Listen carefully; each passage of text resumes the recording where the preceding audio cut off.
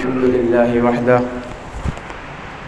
الصلاة والسلام على من لا نبي بعده أما بعد أعوذ بالله من الشيطان الرجيم بسم الله الرحمن الرحيم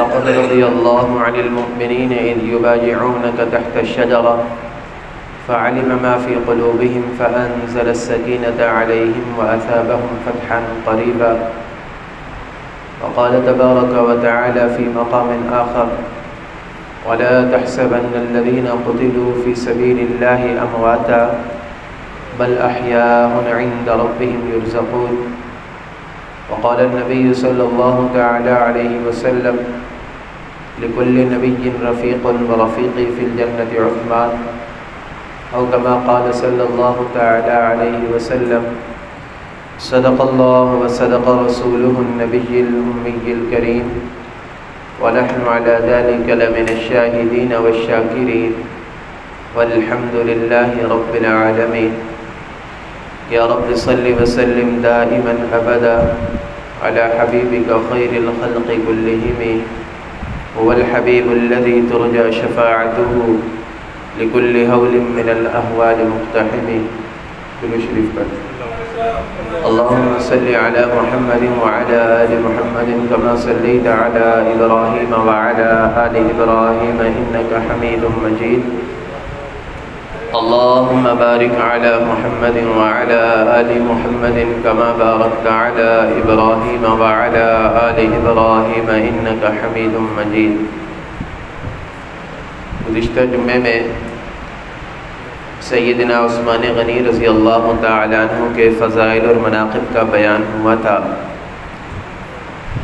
اور یہ بھی بتایا گیا تھا یہ جو مہینہ ذی الحج کا مہینہ چل رہا ہے اس مہینے کی 18 تاریخ سیدنا عثمان غنی رضی اللہ تعالی عنہ کا یوم شہادت ہے۔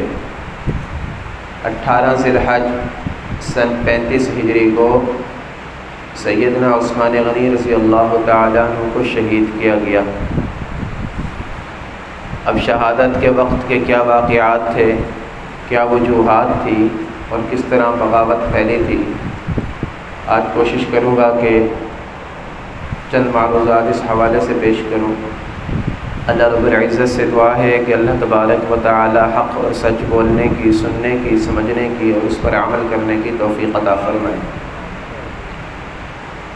حضرت عثمان غنی رضی اللہ تعالی عنہ رسول اللہ صلی اللہ علیہ وسلم کے وہ صحابی ہیں جن کو 2 فضیلتیں ایسی حاصل ہیں جو پوری انسانیت میں تمام صحابہ کرام میں کسی کو بھی حاصل نہیں ہے۔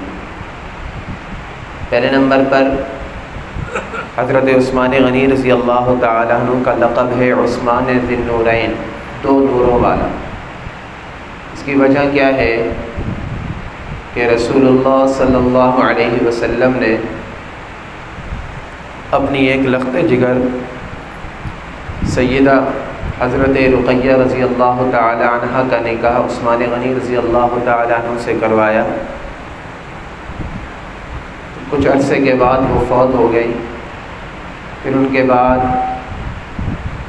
رسول اللہ صلی اللہ علیہ وسلم نے اپنی دوسری بیٹی سیدہ ام کلثوم رضی اللہ تعالی عنہ ان کا نکاح بھی حضرت عثمان غنی رضی اللہ تعالی عنہ سے کروایا۔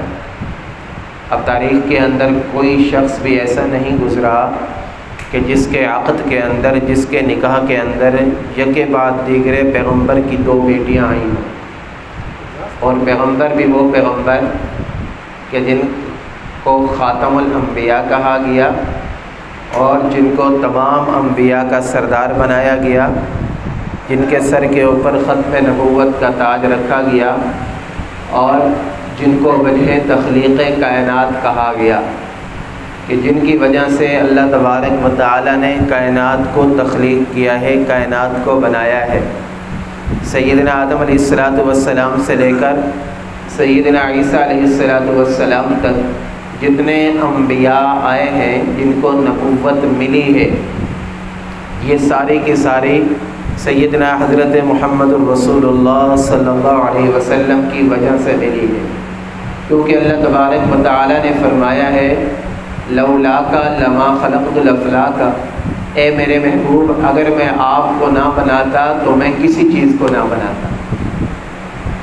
اس کائنات کا حسن اللہ تبارک و تعالیٰ نے اس کائنات کو جو سجایا ہے یہ سارا کا سارا رسول کریم صلی اللہ علیہ وسلم کی وجہ سے ہے۔ اور دنیا کا دستور ہے کہ جب آدمی اپنا داماد سلیکٹ کرتا ہے، اپنا داماد چنتا ہے، تو اس کے اندر وہ ہر خوبی دیکھتا ہے، ہر طرح سے اس کو جانچتا ہے۔ کہیں پر بھی اگر اس کو کوئی خامی نظر آتی ہے تو وہ اس نوجوان کو اس لائق نہیں سمجھتا کہ اس کے ساتھ اپنی بیٹی کو بیاہ ہے، اس گھر میں اپنی بیٹی کو نہیں دیتا۔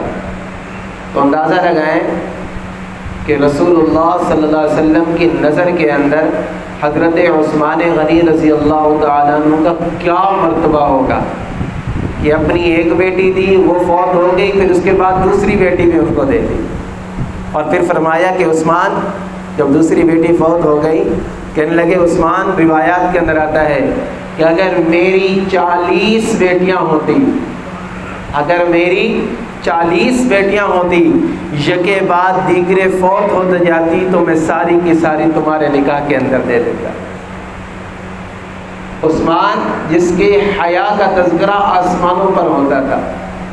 ایک مرتبہ رسول اللہ صلی اللہ علیہ وسلم آپ مجلس کے اندر بیٹھے ہیں اور آپ کی پنڈلی مبارک سے کپڑا ہٹا ہوا ہے، اس کو پنڈلی کہا جاتا ہے، یہ گھٹنا نہیں، پنڈلی، گھٹنے کے نیچے یہ جو جگہ ہے، تو ایسے کپڑا ہٹا ہوا ہے۔ حضرت ابوبکر صدیق آئے بیٹھ گئے، عمر فاروق آئے بیٹھ گئے، علی شیر خدا آئے وہ بیٹھ گئے، اللہ کے نبی لیٹے ہوئے جیسے گفتگو ہو رہی تھی، اور بھی کئی صحابہ کرام آئے بیٹھتے گئے۔ اتنے میں دربان نے عرض کی یا رسول اللہ عثمان آئے ہیں، یا رسول اللہ عثمان آئے ہیں۔ اللہ کے نبی جلدی جلدی اٹھے اور آپ نے یہ کپڑا ایسے کیا، نیچے کیا، پنڈلی مبارک سے نیچے کیا، حالانکہ یہ بے پردگی کے اندر نہیں آتا، سیدھے ہو کر بیٹھ گئے۔ اماں نے یہ منظر دیکھا تو اماں نے پوچھا یا رسول اللہ صلی اللہ علیہ وسلم، ابوبکر صدیق آئے، عمر فاروق آئے، بڑے بڑے جلیل القدر صحابہ کرام آئے، تو آپ اسی طرح لیٹے رہے۔ جب عثمان آئے تو عثمان کے آنے میں آپ اتنے سنبھل کر کیوں بیٹھے؟ حضور نے فرمایا کیا میں اس سے حیا نہ کرتا کہ جس سے آسمان کے فرشتے بھی حیا کرتے ہیں۔ عثمان غنی رضی اللہ تعالیٰ عنہ کو صحابہ کرام میں ایک بہت بڑا مرتبہ حاصل تھا، پچھلے جمعے کے اندر ہی میں نے عرض کیا۔ تو پہلی جو انفرادیت تھی وہ میں نے بتا دی کہ وہ صحابی رسول ہیں کہ جن کے عقد کے اندر، نکاح کے اندر یکے بعد دیگرے پیغمبر کی 2 بیٹیاں آئی ہیں۔ کائنات کے اندر کوئی انسان ایسا نہیں گزرا ہے کہ جس کے نکاح کے اندر پیغمبر کی 2 بیٹیاں آئیں، پہلا۔ دوسرے نمبر پر صلح حدیبیہ کے موقع پر رسول اللہ صلی اللہ علیہ وسلم آپ حرم کی طرف گئے اور عمرہ کی نیت سے گئے ہیں، وہاں پر عمرے کی نیت سے گئے، 1400 صحابہ کرام ساتھ میں ہیں، لڑنے کا ارادہ نہیں ہے، حرم سے باہر رکے ہیں اور دیکھ رہے ہیں کہ کوئی قاصد ایسا ملے، کوئی شخص ایسا ملے جس کو اپنا وفد بنا کر، اپنا قاصد بنا کر جسے مکہ کے اندر بھیجا جائے۔ تو حضور علیہ السلام کی نظر نے جس شخصیت کا انتخاب کیا وہ شخصیت سیدنا عثمان غنی رضی اللہ تعالیٰ۔ حضور علیہ السلام نے عثمان غنی رضی اللہ تعالیٰ کو بھیجا کہ آپ جا کر مکہ والوں سے کہیں کہ میں اور میرے ساتھی آپ کے ساتھ لڑائی کا ارادہ نہیں رکھتے، بلکہ ہم یہاں پر عمرہ کرنے کے لیے آئے ہیں، آپ چاہیں تو ہمیں اجازت دے دیں، مہربانی ہوگی آپ کی، ہم لڑائی کے ارادے سے نہیں آئے۔ عثمان غنی رضی اللہ تعالیٰ عنہ جب مکہ کے اندر گئے ہیں اور آپ نے وہاں پر جا کر اشراف مکہ سے، اشراف قریش سے بات کی، قریشیوں نے کہا چونکہ عثمان ہم آپ کو جانتے ہیں اور آپ ہمارے رشتہ دار ہیں، آپ آ گئے ہیں تو ہم آپ کے پیغمبر کو تو اجازت نہیں دیتے، لیکن آپ کو اجازت دیتے ہیں کہ آپ طواف کر لیں۔ اب جس نے بیت اللہ کو دیکھا ہے نا، جس نے بیت اللہ کو دیکھا ہے اس کو پتہ ہے کہ جب اس کو بیت اللہ نظر آتا ہے وہ اس کی طرف ایسے بھاگتا ہے جیسے بچہ بچھڑا ہوا اپنی ماں کی طرف بھاگتا ہے۔ آپ میں سے جن کو اللہ نے اپنا گھر دکھایا ہے اور بیت اللہ کی یاد ایسی ہے، بیت اللہ کا کھنچاؤ ایسا ہے کہ بندہ جتنی مرتبہ وہاں پر جائے بار بار زیادہ ہی شوق اس طرف لے کر جاتا ہے بندے۔ عثمان پیدا وہاں پر ہوئے، رہے وہاں پر ہیں، اور آج کئی سال کے بعد مدینہ سے مکہ کے اندر آئے ہوئے ہیں، حضور علیہ السلام کی معیت کے اندر آئے ہوئے ہیں، اور مشرکین کہہ رہے ہیں، قریشی کہہ رہے ہیں یار آپ طواف کر لو، آپ کو کیا ہے، آپ کے پیغمبر کو ہم اجازت نہیں دیتے، آپ آئے ہوئے ہیں۔ لیکن عثمان نے اپنی خواہشات کے اوپر، اپنے شوق کے اوپر حضور علیہ السلام کی محبت کو ترجیح دی ہے۔ اس کو کہا جاتا ہے عشق رسول۔ عشق رسول اس کو کہا جاتا ہے کہ جہاں پر ہمارے جذبات آڑے آ رہے ہیں اپنے جذبات کو ختم کر دو، اپنے رواجوں کو ختم کر دو، اپنی انا کو ختم کر دو، اور اپنی عزتوں کو ختم کر دو، اپنے مقام رتبے کو ختم کر دو۔ ان سب چیزوں کو حضرت محمد الرسول اللہ صلی اللہ علیہ وسلم کے اوپر جب قربان کرو گے اس وقت تم جا کر سچے عاشق رسول بنو گے۔ اس لیے رسول اللہ نے فرمایا لا یؤمن احدکم حتی اکون احب الیہ من والدہ وولدہ والناس اجمعین، تم میں سے کوئی بندہ اس وقت تک کامل مسلمان نہیں ہو سکتا کہ جب تک کہ میں محمد الرسول اللہ صلی اللہ علیہ وسلم اس کو اس کے والد سے، اس کی اولاد سے اور تمام لوگوں میں سب سے زیادہ محبوب نہ ہو جاؤں۔ محمد کی محبت دین حق کی شرط اول ہے، رسول اللہ کی محبت دین حق کی شرط اول ہے۔ اگر اس میں کہیں پر کوئی خامی ہو تو پھر سب کچھ نامکمل ہے۔ دراصل حج کرنا، عمرہ کرنا، نماز پڑھنا، روزہ رکھنا، جہاد کرنا، رشتہ داروں کے ساتھ حسن سلوک کرنا، صدقات خیرات کرنا، یہ ساری کی ساری حضور علیہ السلام کی ادائیں ہیں، اور مسلمان رسول اللہ صلی اللہ علیہ وسلم کی ہر ادا کے ساتھ محبت رکھتا ہے۔ اگر کہیں پر بھی یہ ادا چھوٹ رہی ہے، کہیں پر بھی یہ ادا چھوٹ رہی ہے، ظاہری طور پر ہمیں بڑی نیکی نظر آ رہی ہو تو یاد رکھو وہ نیکی نہیں بنے گی، وہ نیکی مردود کر دی جائے گی۔ فجر کے 2 فرض اللہ کے محبوب نے پڑھے ہیں، ایک بندہ آ کر کے میں تو 4 فرض پڑھوں گا، اب ظاہری طور پہ تو نماز پڑھ رہے ہیں نا، بڑھا رہا ہے، زیادہ پڑھ رہا ہے، اور کتنی بڑی بات ہے کہ نماز پڑھ رہا ہے، لیکن کیا اس کی نماز قبول ہو جائے گی؟ اگر فجر کے 4 فرض پڑھے گا تو قبول ہوگی؟ نہیں ہوگی، کیونکہ اس کے اندر حضور علیہ السلام کی ادا نہیں ہے، حضور علیہ السلام کا طریقہ نہیں ہے۔ تو جو بھی کام ہم کریں اس کام کے اندر ہم دیکھیں کہ اس کے اندر رسول اللہ صلی اللہ علیہ وسلم کا طریقہ آ رہا ہے یا نہیں آ رہا۔ حضرات صحابہ کرام نے یہ کر کے دکھایا ہے۔ سیدنا عثمان غنی رضی اللہ تعالی نے کہا یہ کیسے ہو سکتا ہے کہ میرا محبوب وہاں پر بیت اللہ کے دیدار کے اندر تڑپ رہا ہے، وہ عمرہ کرنا چاہتے ہیں، وہ طواف کرنا چاہتے ہیں، بیت اللہ کا طواف کرنا چاہتے ہیں، وہ آنا چاہتے ہیں، آپ انہیں اجازت نہیں دیتے، اور میں پھر کیسے طواف کر سکتا ہوں؟ قریشی تھے، ان کا حکومت تھی مکہ کے اندر، انہوں نے کہا کہ آپ نے ہماری بات کو ٹال دیا، چلے ہم آپ کو گرفتار کرتے ہیں۔ اب انہوں نے عثمان غنی رضی اللہ تعالیٰ عنہ کو گرفتار کر کے وہاں پر قید کے اندر ڈال دیا، یہاں پر کسی گھر کے اندر محصور کر دیا۔ اب چند دن گزرے، حضور علیہ السلام کے پاس کوئی اطلاع نہیں، تو ایک افواہ مشہور ہو گئی، یہ افواہ مشہور ہو گئی کہ قریشیوں نے، مکہ والوں نے عثمان غنی رضی اللہ تعالیٰ عنہ کو شہید کر دیا ہے۔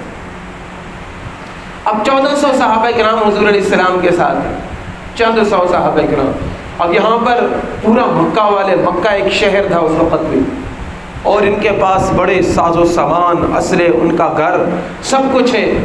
حضور علیہ السلام ضروری ساز و سامان کے ساتھ آئے تھے، لیکن جب پتہ چلا، بات پہنچی کہ عثمان کو شہید کر دیا گیا، حضور علیہ السلام نے تمام صحابہ کرام کو ایک درخت کے نیچے جمع کیا۔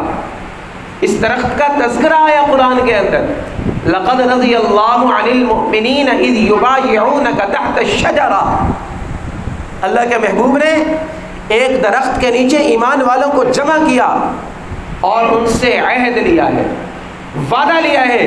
کیا وعدہ ہے؟ موت کے اوپر عہد لے رہے ہیں، موت کے اوپر وعدہ لے رہے ہیں کہ میرے صحابہ، میرے محبوب ساتھی عثمان کو شہید کر دیا گیا ہے، تم یہ میرے ہاتھ کے اوپر ہاتھ رکھ کر قسم کھاؤ کہ جب تک ہم عثمان کے خون کا بدلہ نہیں لیں گے ہم مدینہ کی طرف واپس نہیں جائیں گے۔ یہ ہوتی ہے مسلمان کے خون کی قدر، اور یہ ہوتی ہے مسلمان کی عزت کی قدر۔ آج مسلمان کی عزت کو تار کر دیا جاتا ہے، مسلمان کو زخمی کر دیا جاتا ہے، مسلمان کے دل کو توڑ دیا جاتا ہے، مسلمان کے خون کی قدر نہیں رہ گئی، ہمیں عجیب اور غریب نعروں کے اندر لگا دیا گیا۔ ہمارے صوبہ سندھ کے اندر چند دن پہلے اب بھی وہاں پر واقعات ہو رہے ہیں کہ سندھی اور پختونوں کو لڑا دیا گیا۔ سندھی بھائی کہتے ہیں کہ پختون ہمارے صوبے میں نہیں آ سکتے، اور پختون کہتے ہیں کہ سندھی ہمارے علاقے کے اندر نہیں آ سکتے۔ رسول اللہ صلی اللہ علیہ وسلم نے قومیت کے نعرے کو بدبودار نعرہ کہا ہے، قومیت کے نعرے کو بدبودار نعرہ کہا ہے۔ اسلام کے اندر کوئی لسانیت نہیں ہے، کوئی تعصب نہیں ہے، کوئی فرقوں کی بانٹ نہیں ہے، اسلام کے اندر کوئی ملکوں کی بانٹ نہیں ہے، کوئی علاقوں کی بانٹ نہیں ہے، بلکہ اللہ کے محبوب نے فرمایا ان اللہ لا ينظر الى صورکم، اللہ تمہارے چہروں کو نہیں دیکھتا، اللہ تمہارے عربی اور عجمی ہونے کو نہیں دیکھتا، اللہ تمہارے سرخ اور سفید ہونے کو نہیں دیکھتا، اللہ تمہارے پاکستانی انڈین ہونے کو نہیں دیکھتا، اللہ تبارک و تعالیٰ کیا دیکھتا ہے؟ وَلَكِنْ يَنظُرُ إِلَىٰ أَعْمَالِكُمْ، اللہ تبارک و تعالیٰ تمہارے اعمال کی طرف دیکھتا ہے۔ إِنَّ أَكْرَمَكُمْ عِنْدَ اللَّهِ أَتْقَاكُمْ، تم میں اللہ تبارک و تعالیٰ کے نزدیک سب سے زیادہ عزت والا، سب سے زیادہ شان والا وہ ہے جو سب سے زیادہ اللہ سے ڈرنے والا ہو۔ اور قرآن میں آتا ہے انما المؤمنون اخوۃ، مسلمانوں تم تو آپس میں بھائی بھائی ہو، مسلمان کا دشمن نہیں ہو سکتا، المسلم اخو المسلم، رسول اللہ نے فرمایا مسلمان کا بھائی ہے۔ المسلم من سلم المسلمون من لسانه ويده، مسلمان وہی ہے جس کی زبان کی تکلیف سے اور جس کے ہاتھ کی تکلیف سے دوسرا مسلمان محفوظ ہے۔ حدیث پاک کے اندر آتا ہے رسول اللہ نے فرمایا المؤمنون کجسد واحد، مسلمانوں کی مثال ایک جسم کی طرح ہے، ان اشتکا عینہ اشتکا کلہ، ان اشتکا رأسہ اشتکا کلہ، او کما قال، حضور علیہ السلام نے فرمایا کہ جسم کی اگر آنکھ کو تکلیف ہوتی ہے تو پورا جسم اس تکلیف کو محسوس کرتا ہے، اور اگر سر کو تکلیف ہوتی ہے تو پورا جسم اس کو محسوس کرتا ہے۔ فرمایا یہی مثال مسلمانوں کی ہے، اگر مغرب کے اندر، مشرق کے اندر، شمال کے اندر، جنوب کے اندر، دنیا کے کسی کونے کے اندر مسلمان کے اوپر ظلم ہو، مغرب میں ظلم ہو تو مشرق والا مسلمان تڑپ جانا چاہیے۔ ہمیں لا الہ الا اللہ محمد الرسول اللہ نے ایک دھاگے کے اندر پرو دیا ہے۔ ہماری مثال اسی طرح یہ تسبیح کے دانے جو ہوتے ہیں، اس دھاگے کو توڑ دیا جائے تو اس کی کوئی اہمیت نہیں رہتی، جس نے بھی لا الہ الا اللہ پڑھ لیا وہ ہمارا بھائی ہے۔ اور حضور علیہ الصلوۃ والسلام نے صحابہ اکرام کے درمیان یہ اخوت قائم کر کے دکھائی۔ اب کسی نے وہاں پر یہ نہیں کہا کہ عثمان تو قریشی تھے، ہم انصاری ہیں، ہم مدینہ والے، ہم فلاں قبیلے والے، ہم فلاں قبیلے والے، اس کی لڑائی کے اندر ہم کیوں کودے؟ نہیں، صحابہ کرام نے فرمایا یا رسول اللہ قربان جائیے صحابہ کرام پر۔ حضور علیہ الصلوۃ والسلام کے ساتھ صحابہ کرام ایک مرتبہ لڑ رہے ہیں تو صحابہ کرام نے عجیب نعرہ لگایا، کہنے لگے کہ یا رسول اللہ صلی اللہ علیہ وسلم ہمارے ماں باپ سب کچھ آپ کے اوپر قربان ہے، اور ہم جب آپ کے اوپر قربان ہوتے ہیں تو ہم یہ سمجھتے ہیں کہ یہ ہماری موت سب سے زیادہ عظیم تر موت ہے۔ میں نے کئی مرتبہ آپ حضرات کو بتایا ہے، صحابہ کرام کی جب گردن کٹتی تھی نا تو کسی کے منہ سے کبھی یہ نہیں نکلا کہ ہائے میری زندگی چلے گئی، نہیں، فرمایا فزت برب الکعبہ، رب کعبہ کی قسم میں کامیاب ہو گیا ہوں۔ کو پتا تھا کہ ہم با مقصد زندگی گزار کر جا رہے ہیں۔ میں اور آپ دیکھیں ہم اپنی زندگی کو کس نہج کے اندر لے کر جا رہے ہیں۔ میری زندگی کے اتنے سال بیت گئے، میں نے اسلام کے لیے کیا کیا ہے؟ کبھی ہم نے سوچا؟ کبھی ہم نے سوچا ہم نے دنیا کو کتنا ٹائم دیا، ہم نے اسلام کو کیا ٹائم دیا ہے، ہم نے اسلام کو کیا فائدہ دیا ہے؟ واہ صحابہ، واہ صحابہ، مدینہ سے چلے ہیں پشاور کے اندر پہنچے ہیں، یہ مجھ تک آپ تک دین ایسے نہیں پہنچا، یہاں پر صحابہ کرام کی قربانیاں ہیں پیچھے۔ حضرت معاویہ رضی اللہ تعالیٰ عنہ کے دور کے اندر جو لشکر چلا ہے، آپ کا یہ وہاڑی روڈ جو ہے، یہ ملتان وہاڑی روڈ جو یہاں سے دلی روڈ کہا جاتا ہے، یہاں پر صحابہ کرام کے لشکر آئے ہیں، یہ ان کی خون کی برکت ہے، ان کے قدموں کی برکت ہے کہ آج ہم کلمہ پڑھنے والے بنے ہیں۔ اگر صحابہ کرام یہاں پر نہ پہنچتے، ہمیں کیا پتا ہوتا، اللہ نہ کرے وہ نہ پہنچتے تو ہم آج بتوں کے سامنے جھکے ہوئے ہوتے۔ یہ حضرات صحابہ کرام کا ہمارے اوپر احسان ہے، اور انہوں نے پورے دین کے اوپر عمل کر کے دکھایا ہے۔ سیدنا عثمان غنی رضی اللہ تعالیٰ عنہ کے بارے میں صحابہ کرام کو پتہ چلا، اللہ تبارک و تعالیٰ نے، اللہ کے محبوب نے صحابہ کرام کو جمع کیا، اے میرے صحابہ بیعت کرنی ہے، عہد کرنا ہے، وعدہ کرنا ہے۔ یا رسول اللہ کیا وعدہ؟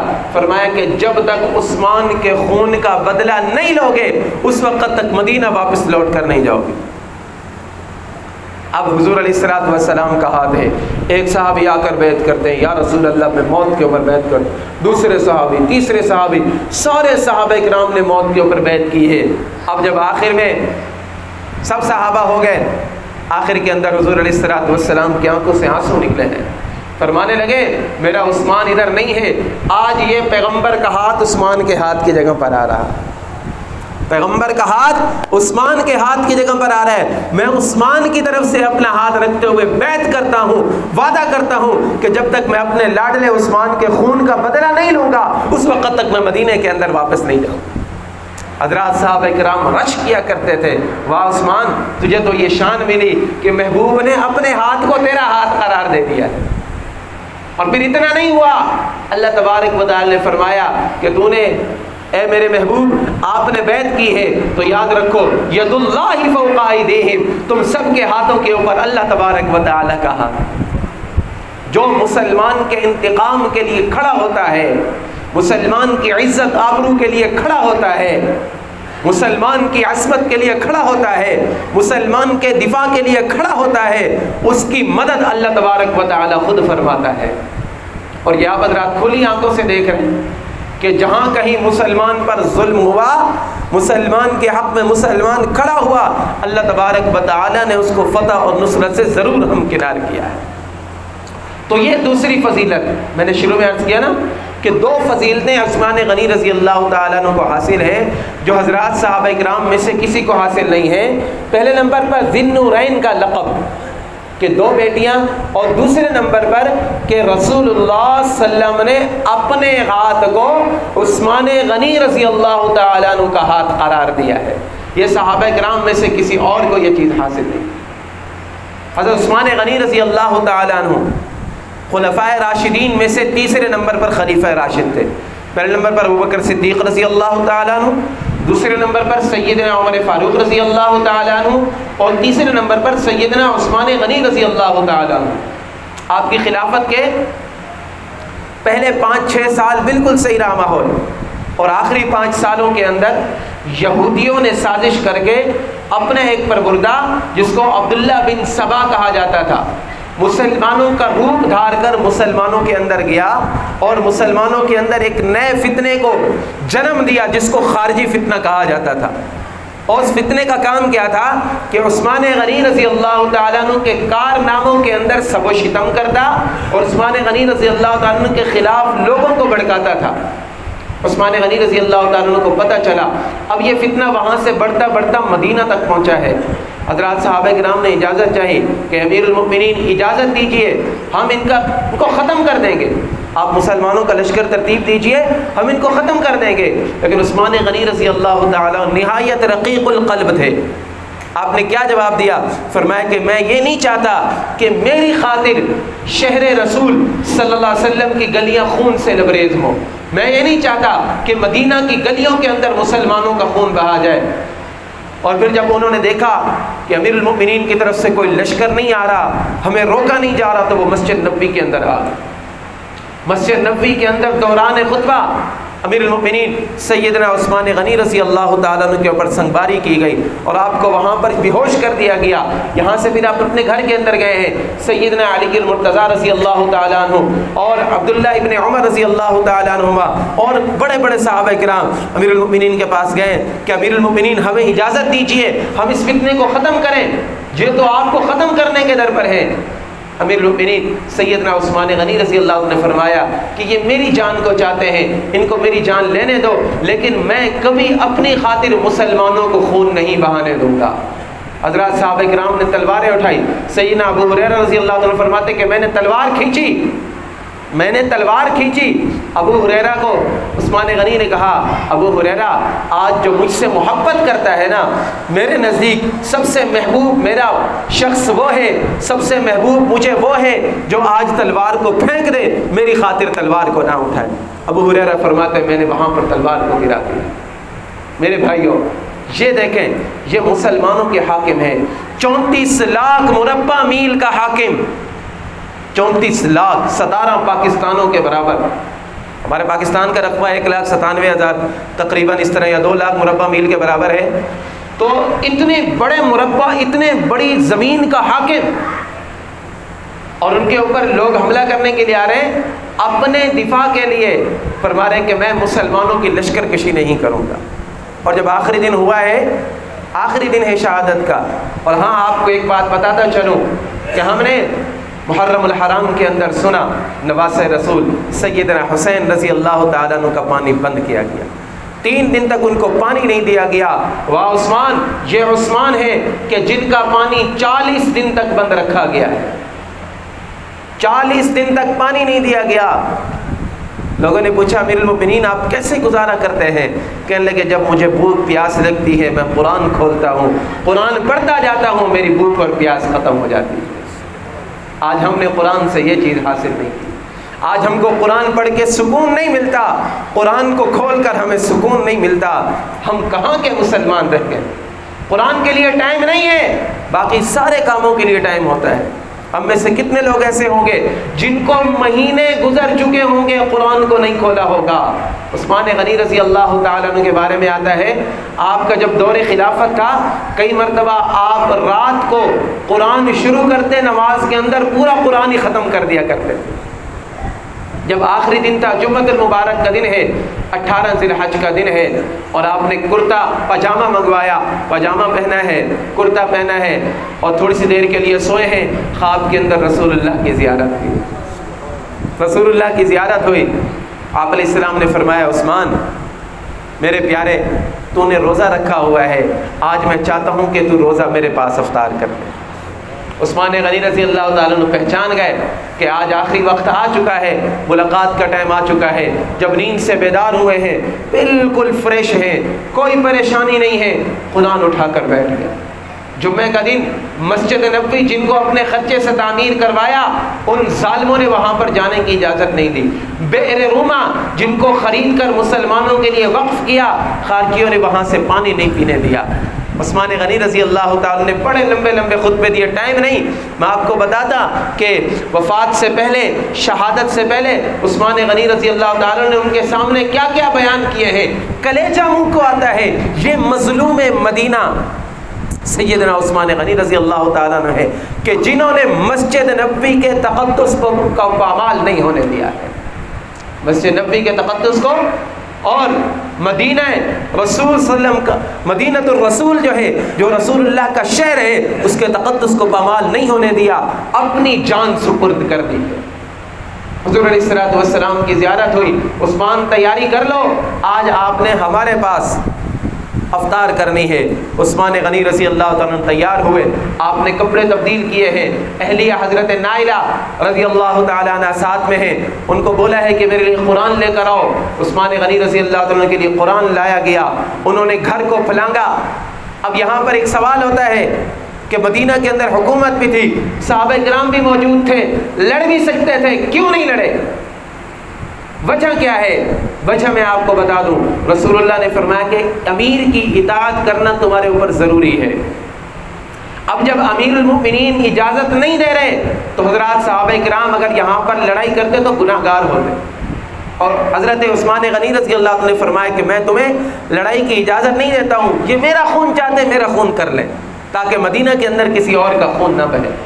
عثمان غنی رضی اللہ تعالیٰ عنہ کے اوپر جب وار ہوا ہے، آخری حدیث روایات کے اندر لکھا ہے، مورخین نے لکھا ہے کہ آپ کے سینہ مبارک کے اوپر 9 وار کیے گئے، آپ قرآن کی تلاوت کر رہے تھے اور آپ کے سینے سے جو خون نکلا ہے وہ قرآن کی آیت کے اوپر گرا ہے، اور وہ قرآن کی آیت فَسَيَكْفِيكَهُمُ اللَّهُ وَهُوَ السَّمِيعُ الْعَلِيمُ وہ مصحف عثمانی آج بھی موجود ہے جس کے اوپر عثمان کا خون لگا ہوا ہے۔ اس لیے مورخین لکھتے ہیں، تاریخ دان لکھتے ہیں، خطباء لکھتے ہیں کہ قیامت کے دن بہت سارے شہداء آئیں گے، بہت سارے شہداء آئیں گے، کسی شہید کی شہادت کی گواہی خون گریبان دے گا، کسی شہید کی شہادت کی گواہی تلوار دیں گے، کسی شہید کی شہادت کی گواہی تیر و کمان دے گا، کسی شہید کی شہادت کی گواہی میدان کارزار دے گا، کسی شہید کی شہادت کی گواہی افغانستان کے کوہزار کشمیر کے بازار دیں گے۔ عثمان وہ شہید ہے، وہ آسمان تیرے اوپر قربان جاؤں کہ تیری شہادت کی گواہی خود رب کا قرآن دے گا قیامت کے دن۔